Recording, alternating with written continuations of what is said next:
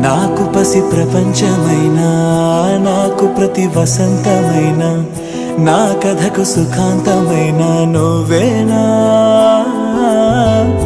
నాకు చిరు సంతోషమైనా, నాకు తొలి కన్నీటివైనా, నా కలకు నిజానివైనా నువ్వేనా.